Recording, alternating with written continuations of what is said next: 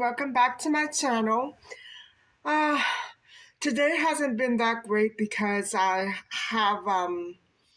was so tired. I just slept.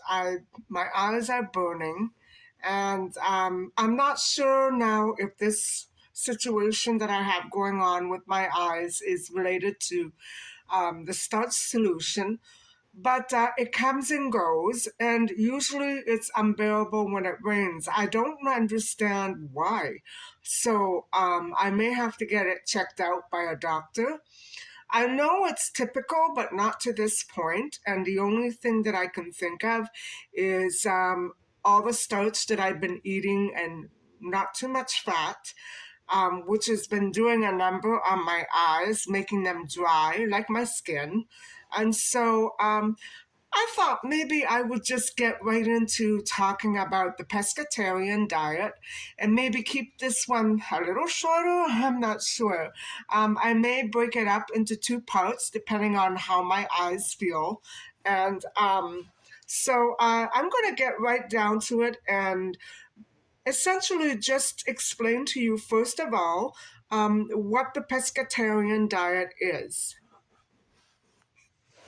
So, a pescatarian diet or a pesco-vegetarian diet is a diet that emphasizes seafood, vegetables, fruits, and grains, and usually, maybe not in all cases, but usually it does restrict red meat, animal proteins. And so the food staples include seafood, um, usually dairy and eggs, beans, legumes, fruits and vegetables, nuts, seeds, grains, and oils. And so, you know what?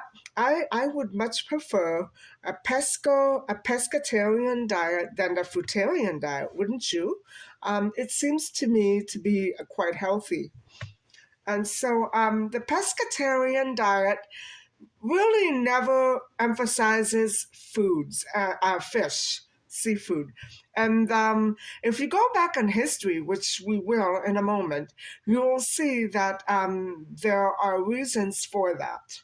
And so normally when somebody does pursue this sort of meal planning, it's almost always due to health reasons, but also um, it is for spiritual or religious reasons.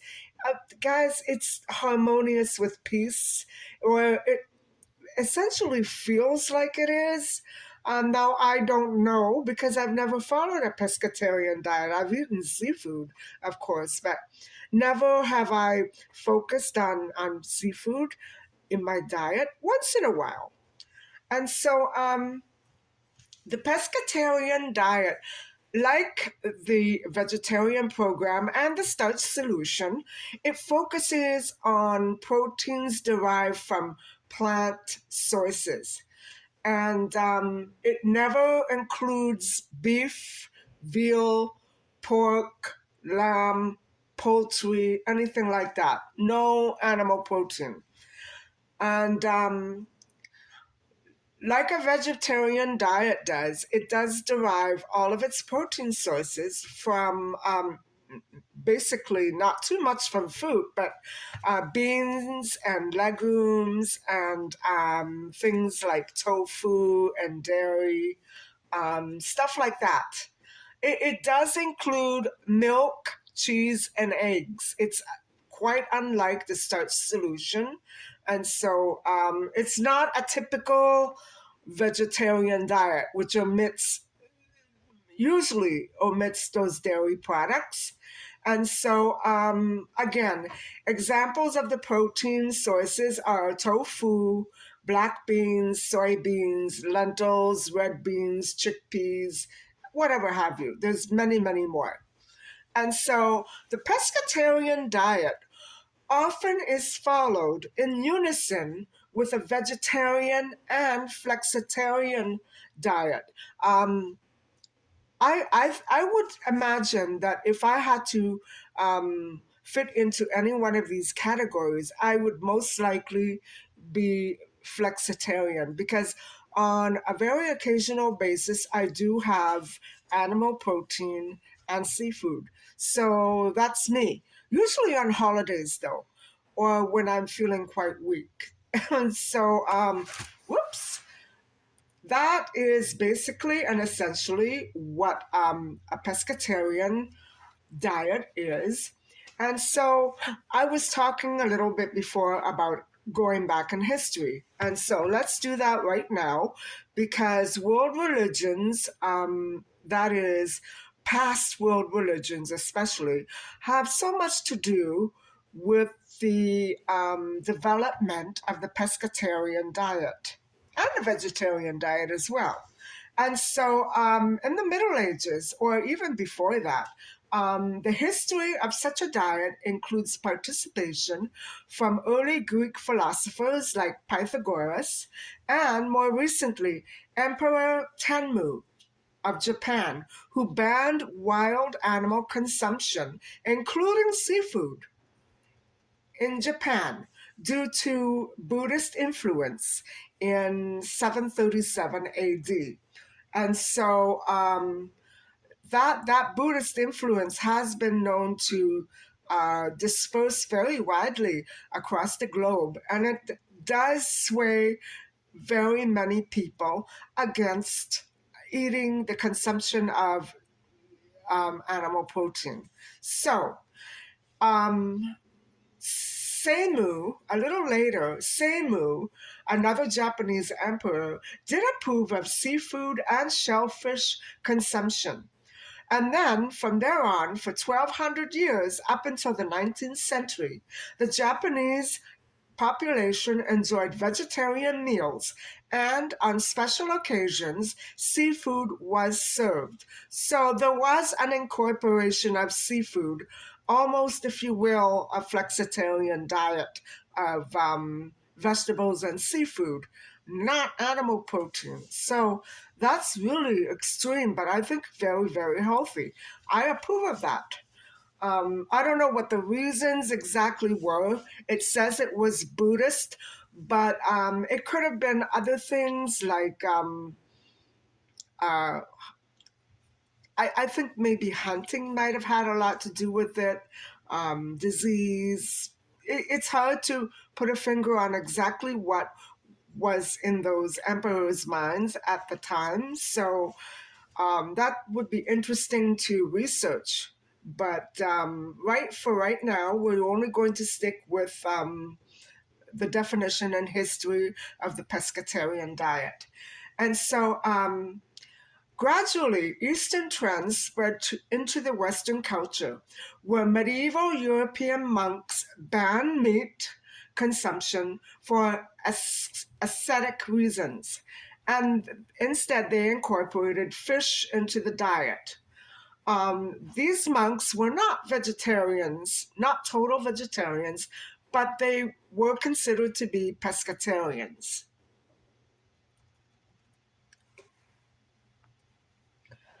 Um, and so a little later, um, Marcion of Sinope ate fish, but no game or red meat. And so it does seem that great big political figures of the medieval world were the ones who set trends in foods and food guidelines and whatnot.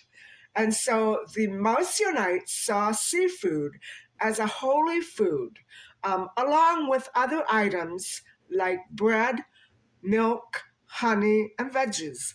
So it's interesting to note what other countries and cultures from different periods of time regarded as healthy. And indeed, they do seem very healthy.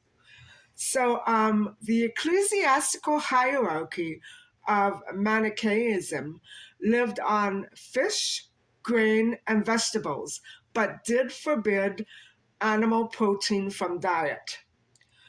And that was based on a Manichaean belief that fish were purely born of themselves and without a taint, the kind of taint that pollutes other animals. Wow. And that was a pretty widespread medieval belief medically, and it also transcended to humans.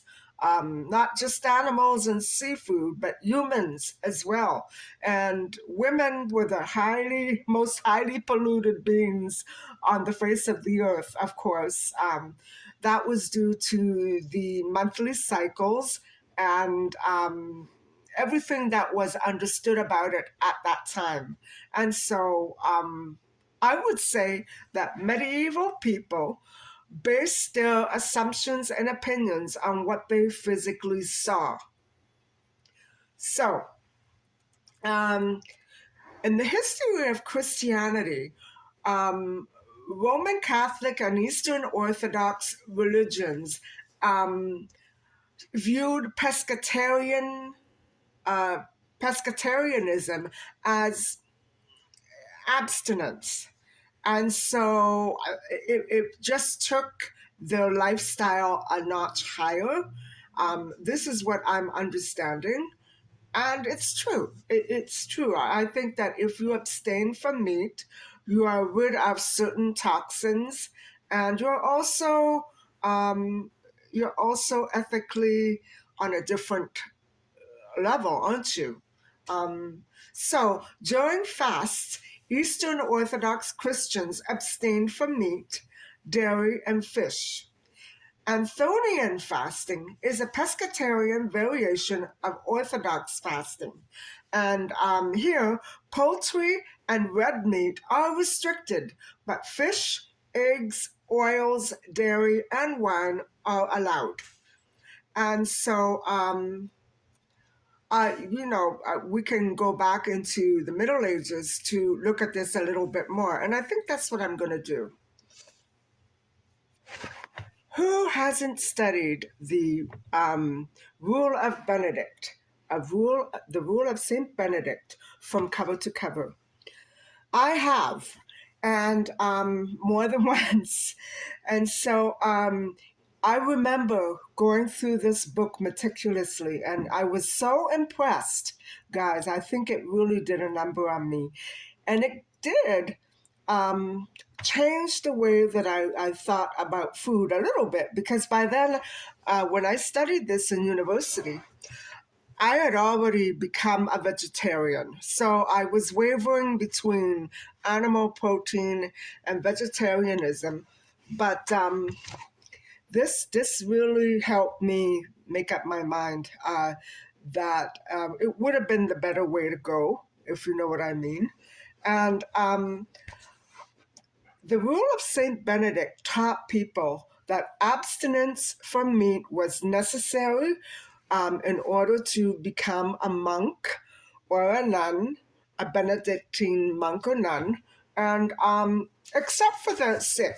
And it was thought that the sick needed special nutrients that could not be derived from any other source of protein except for animal meat. And so the Benedictine monks, they consumed veggies, eggs, milk, butter, cheese, and fish, all farm products. And now, seeing that dairy was such a staple in many of these medieval European diets that were, orders of monks, I realize now why they abstained from.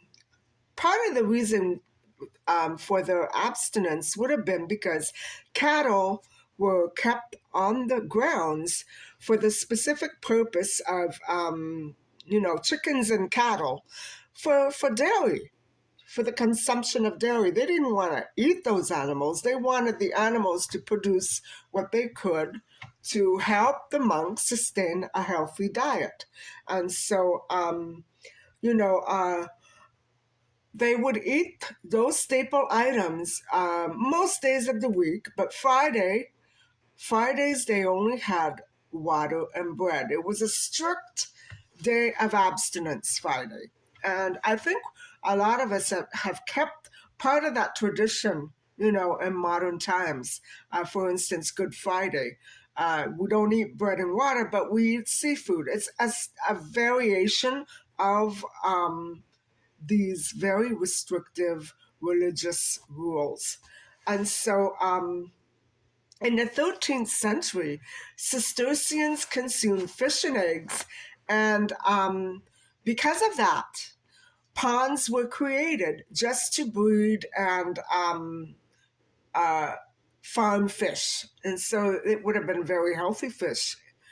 Pond fish would have been extremely healthy, don't you think? And so after the 14th century, however, because of the Black Plague pandemic, Benedictine and Cistercian monks no longer abstained completely from meat. They couldn't because it was not considered to be nutrient or healthy enough. And that's the fact of life, guys. The Black Death, it changed so many food guidelines. We're not the only ones who made up guidelines. um, in 1336, Pope Benedict the 12th permitted monks to eat meat outside of fasting season, which would be Lent. And so the anchorites of England ate fish seasoned with apples. I'd have to try that. And herbs, beaner pea soup with milk, butter, and oil. Again, the same sorts of staples. So I guess what we're looking at is all across the Middle Ages, it was mostly farming life, guys. The typical nuclear family wouldn't have been four people living in a condo, but maybe 12 people living on a farm. You know what I mean? There were no condos or apartments, and even if any of them did exist, it would not have been the appropriate quality of life for anybody who did not live on a farm. In other words, living on a farm was ideal and crucial and beneficial for the health. You had to live on a farm to survive. And so modern history saw pescatarianism transgress from spiritual into environmental trends. And so, for example, Francis William Newman, president of Vegetarian Society in the 1800s, made his membership possible for those who were not complete pescatarians. And so, in the 1890s, Newman switched from an ovo-lacto vegetarian diet to a pescatarian diet. So that's interesting, claiming both ethical and environmental reasons for that. For example, fish do not waste space and are plentiful and show no violence toward babies. Oh, really? What about Jaws? Fish are captured in ways that inflict minimal pain. Really? They inflict minimal pain? What about a hook? Doesn't that inflict pain? Um, and I know fishing existed in the 1800s, so I don't know about that one. But I could see the concern for ethics was there. Okay. By 2020, pescatarianism became a plant-based, so-called plant-based diet, and fish consumption did decrease meat consumption and became a practice that promoted good health. And so pescatarianism was now associated not only with keeping the planet green, but good human health. And so that was crucial and critical. Pescatarianism is more popular among women than it is among men.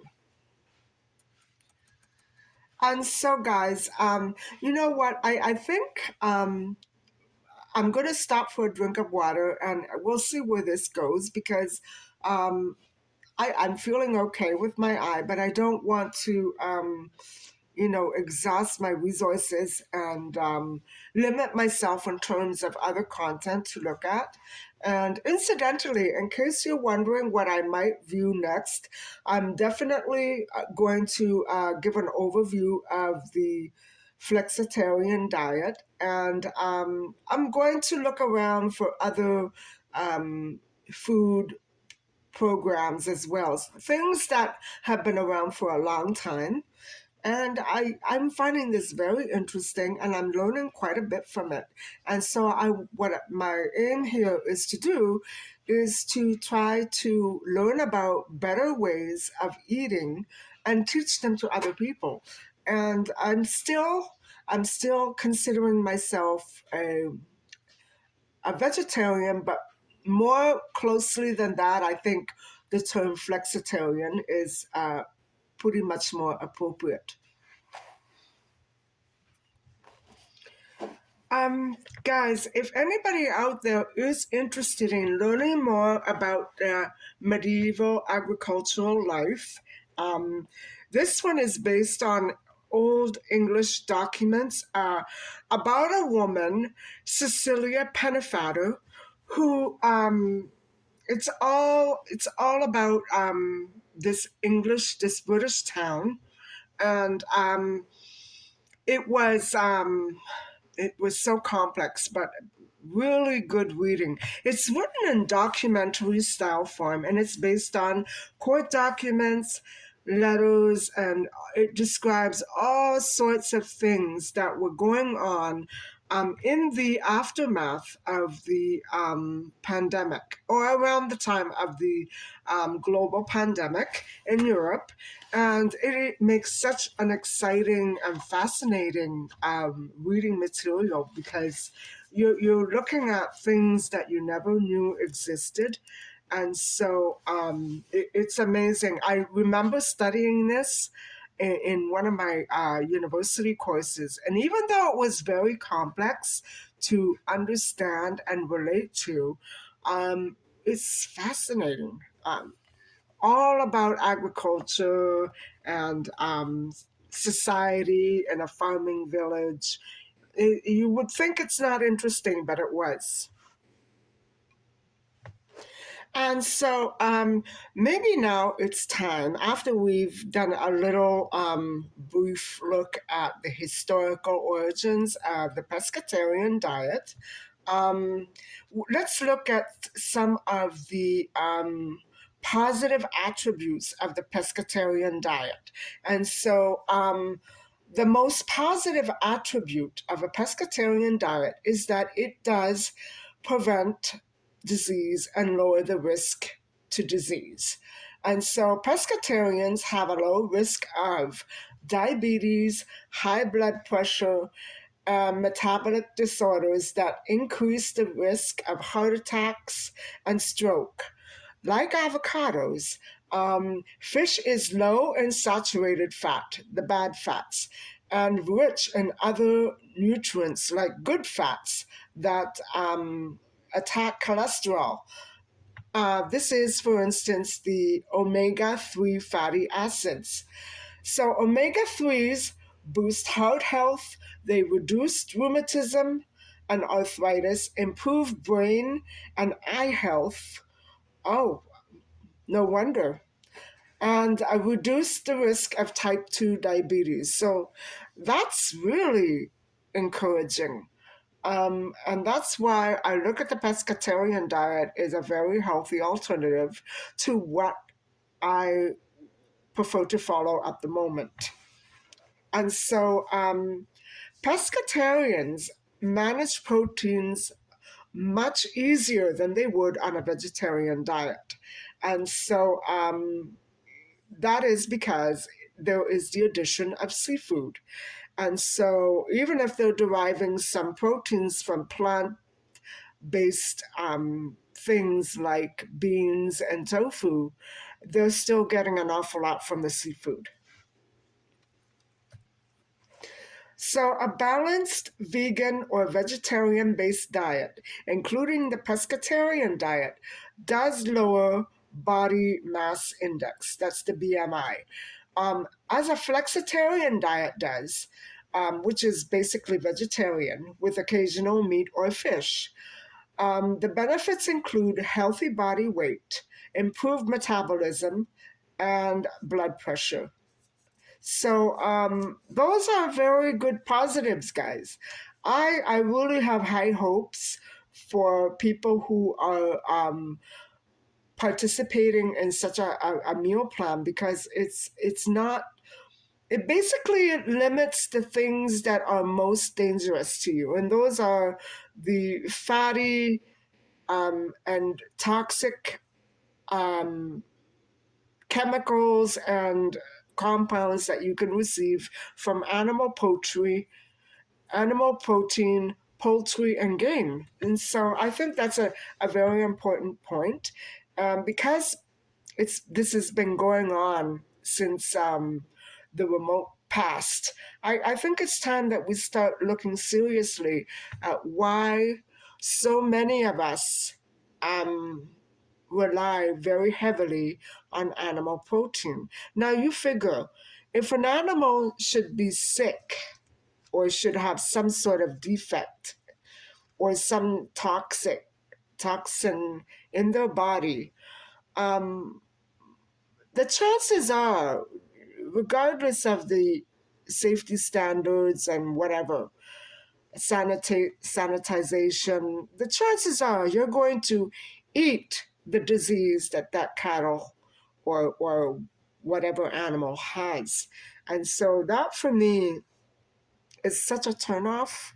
I can't imagine eating a diseased animal and then, oh, I don't want to think about it. I don't want to go there. I know our standards are high, but just the idea of being able to get sick like that is enough to turn me off completely.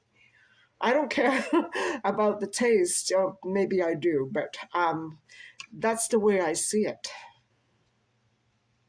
And so there is a considerable amount of controversy regarding sustainable seafood choices that positively impact the environment because raising and processing meat contributes to dangerous con- conditions and it deteriorates the environment. And so, meat reduction does create a healthier planet, as we saw in some studies. Now, I'm going to stop here and go over that study again and then come back to this, okay? Hold on. Okay, so I am all caught up here. And I think it is true that reducing animal protein and animal meat from the diet has a good impact all around on health, on the environment. But okay, that's perfectly accepted, um, very universally too. But what I'm saying is, and we've gone over this in the other video where I spoke about toxins in fish, and it's better all around up until the point where exotic fish are being caught from, say, for instance, islands and reef areas. And what I mean by that is not that islands and reef areas are a lower quality sort of living standards. No, it's just the actual environment in the water where the fish develop that it is toxic. It's not that even that it's, I'm not even talking about dirt. I'm talking about fish that give out electrical shocks as a way to protect themselves, or fish that secrete poison from their gills in order to protect themselves. I'm talking about things like that, and not necessarily dirt or pollution. You know what I'm saying? And so it would really depend on where your seafood is being caught. Um, I don't think that high standards include fish of these types. But just so that you're on the educated side, do know that they exist and that they could probably have a way of slipping through the cracks if you're vacationing in those reef and island areas. So, um, fishing boats and fishermen and fishing communities, they're not all operating by the same agenda or the same standards. So you have to be careful. You have to use your own judgment sometimes. And so that's what I mean about, you know, it depends on where it comes from. And so meat abstinence is green for those who are conscientious about food sustainability and environmentalism. A pescatarian diet positively impacts green movements, and it provides a 45% reduction in emissions compared to an omnivorous diet. And I'm talking about nitrogen. So, UK meters, for example, had dietary greenhouse gas emissions of about 50% higher than pescatarians did. Wow. And that's a recent study, I think 2020. In 2018, a Japanese study saw diet change as successfully reducing its food nitrogen footprint. So there you go again with the nitrogen. It's all about nitrogen too. A pescatarian diet contributes less to food waste. Additionally, a pescatarian diet reduced the water footprint by 33 to 55%. Hmm, interesting. I don't know if it's important, but it is interesting. Um, Something else that's controversial is that some seafood, as I just mentioned, is also high in mercury, not only natural poisons, but mercury and other toxins, like, for instance, I think lead might be another one. All seafood and shellfish do contain mercury, but certain fish have much higher concentrations than others. So that's what you have to watch for. And so the the concept behind this is that once mercury is absorbed, whatever amount it is, it enters the bloodstream very quickly and it travels to all the body organs. It crosses a blood brain barrier and it damages your central nervous system if it's high enough. And so I sometimes wonder if that's what happens with people who become paralyzed in their older age. Um, Seafood sometimes can contribute to central nervous damage. So, wow, that's scary. Seafood choices, the best seafood choices are herring, lobster, freshwater trout, salmon, sardines, red snapper or snapper, halibut, and grouper. So, another controversy. Seafood is very high in cost and it greatly exceeds a low income budget when combined with other fresh pescatarian staples like fruits and vegetables.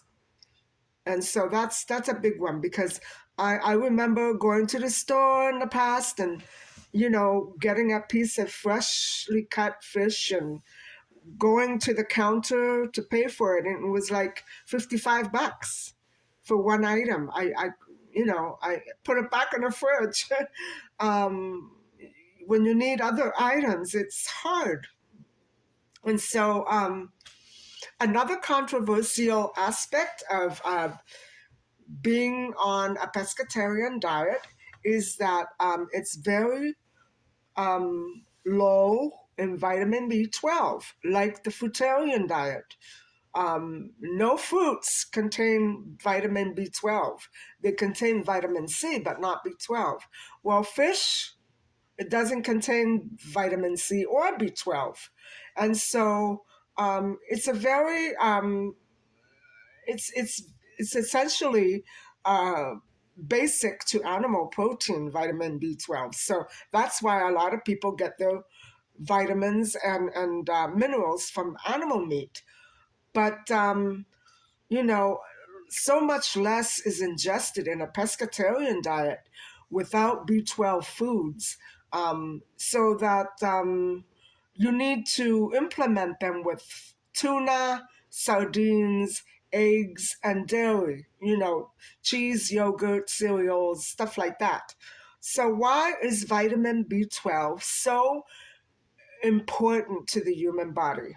What is it about that vitamin that we need? Well, vitamin B12 maintains a very healthy nervous system, and it does form healthy red blood cells. So there you go. That's the answer. Um, Also, it contributes to the structure of DNA and the metabolism uh, processes involved in proteins. So that's it, guys. That's it. There are many pros and cons. Well, there are not too many cons, but there are a great many pros involved in the participation with a pescatarian diet. And so it does sound pretty healthy, doesn't it? Considering that it draws from other food groups as well as vegetables, I would say this is a very good choice for people who are maybe you live close to a fishing port, or you're on the coast and you have access to fresh seafood. Well, that's a good choice to make if you're involved. You want you How do I say this? If you're in between food programs and you're thinking of going into a pescatarian diet because you favor it, you like it, I think it's a good choice to make. That's what I'm trying to say. Sometimes I botch up the simplest statements. You know what I mean? So, guys, I wanted to talk a little bit, just a little bit, about an experience I had abroad with the Amaraya Roja, the red tide that usually comes around Easter time. And I remember experiencing this in the most negative way. And it was an odor, and it was like a reddish color. I know that we've read about this. Some of us have read about this in the Bible, but there is such a thing as the red tide, where fish, and their eggs spawn, and it releases an incredibly horrible odor. It smells like eggs and sulfur and something rotten. And I don't know if eating seafood from the red tide would be any worse than eating, or any better than eating a regular fish caught from a regular tide ocean. You know what I mean? I'm trying to figure out what the health implications would be for a person who ingested uh, seafood caught in that kind of climate. And so that's always fascinated me. And from then on, at my place abroad, I said, I'm not eating any more seafood, because I would have it from time to time, very rarely, because I wasn't much of an eater down there. But when it came to that red tide, I completely was turned off food. I you couldn't really go to any of the restaurants either without smelling that smell. And it was awful, guys. It's disgusting. Um, I know that in some climates it's probably much heavier and more predominant than other climates, but there it was horrible. I did puke. I thought that I would never be able to get that odor out of my nose and my nostrils. It was disgusting. And let me tell you, I used so much perfume in my nose to get that smell out. Oh, I can still recall that perfume mixed in with the Amareo Roja, and it's really, oh, um, But I just wondered if anybody out there knew for a fact if eating seafood caught in the Amarilla Roja or the red tide is damaging to your health. What I should research that and come back to you with it. So, anyway, guys, I hope that you have enjoyed this content. And so, I hope that you've enjoyed this content. And I just found out that fish caught in the red tide has to be cut in a certain way that the stomach is separate from the rest of the fish, and that will be where all the toxins are. So go and figure. I learned quite a bit today. So I hope you have as well. And I hope that I have helped you in some way to formulate your own ideas and opinions about what kinds of food that you should incorporate into your own diets. And so, guys, I'm cutting it short. Well, 40 minutes long, still short. And I will talk to you tomorrow. Hopefully, I'll be feeling a little more wide awake. I haven't been myself today. Micha has also been hiding and napping. So I guess it's just the wet, rainy weather getting to me. And so thank you so much for watching. And please don't forget to like and subscribe. Bye for now.